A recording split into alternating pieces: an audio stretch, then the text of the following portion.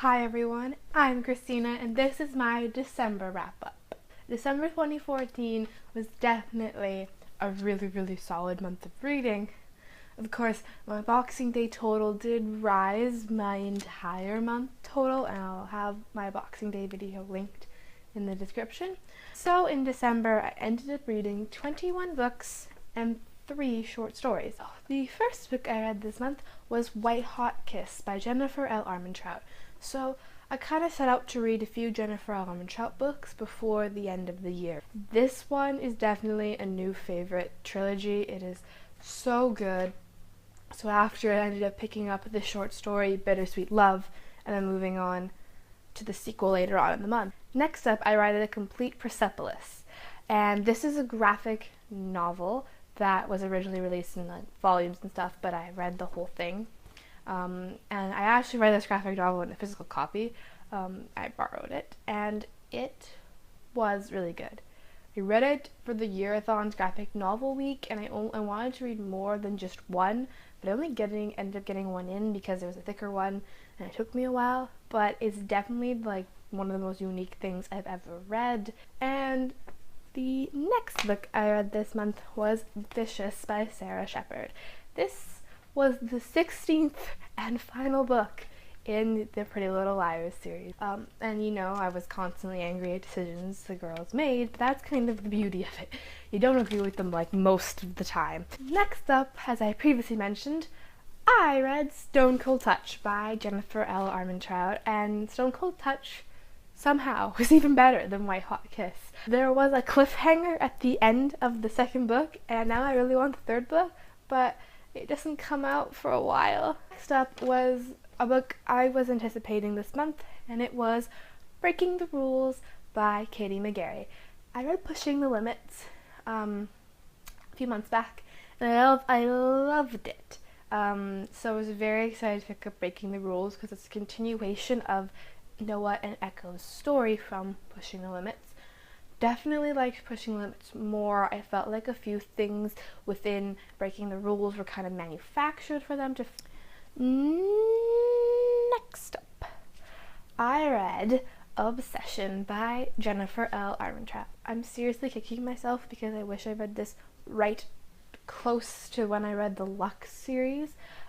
Preferably before I read Opposition, but I didn't get to, so going into Opposition I had no clue who this character really was, but when you read this you get to know who he is and why he's with this girl and what his deal is. Next up, I read Wicked by Jennifer L. Armentrout. This was the release of the month by Jennifer L. Armentrout. Another favorite, definitely from Jennifer L. Armentrout.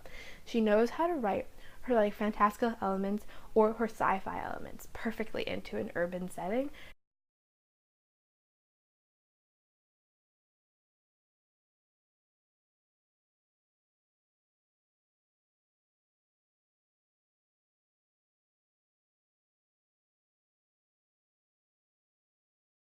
So yes, I would highly recommend Young Elites. It's definitely the best book I read this month. Next up is another anticipated release of the year, and it's This Shattered World by Amy Kaufman and Megan Spooner. I love the new characters we got, Jubilee and Flynn. I like the progression of their romance again, the same way I liked the progression of the characters in These Broken Stars. It was also nice that we got to catch up a little bit with the characters from These Broken Stars. Next, I hop into Boxing Day, which I've completely kind of talked about down below, but quickly letting you know that I read Dare You To Crash Into You, Red at Night, and Take Me On by Katie McGarry, and if I had to order my Katie McGarry books, I still think Pushing the Limits is my favorite, but then I'd go Crash Into You, probably Take Me On, Breaking the Rules, Dare You To, and then the short story Red at Night at the bottom. I finished up some of my 2014 releases that I actually wanted to get out in 2014, also during Boxing Day. Atlantia by Ali Condé was, love me, the Ali Condé. Matched is a fave, and I love her writing style. That's like one of the things that makes Ellie Connie for me. It's kind of that poetic writing style, especially in Match. It kind of tones down a bit. In Atlantia, I read 1,000 Pieces of You by Claudia Gray. It's so well done. There were some dimensional things that, could have been confusing, but the author did a good job of keeping things on track and keeping them straight. Next up, I read Rooms by Lauren Oliver. I'm trying to complete all my Lauren Oliver in time for Vanishing Girls, just so I can be like, I've read all Lauren Oliver. So I want to read before I fall, hopefully soon.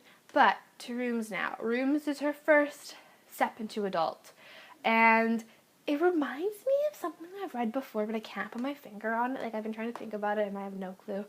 But it's really cool because Rooms is told from a third-person point of view of the characters living in this house, and first-person point of views of ghosts in the house. And the last book, of course, that I read on Boxing Day was The Jewel by Amy Ewing. There was an insane amount of insta love in this. Like, literally, it was like, ooh! And then, like, and it was like, okay, what are you doing? Like, you're totally, no. Last 2 books I read this month were The Coldest Girl in Cold Town by Holly Lack and The Boundless by Kenneth Opel. So first off, The Coldest Girl in Cold Town was a book I buddy read with a friend, and it was really cool to read vampirism as like a disease. The last book I read this month, downstairs, could have actually held it up for you. The Boundless by Kenneth Opel. I had to read this for school, so I got a copy from my school library. I'm reading it for a historical novel project, and it had like circus elements and some really kind of like ridiculousness to it, but again, it's a middle grade, so you're going to expect it to be kind of childish in areas. Thank you so much for watching. Bye.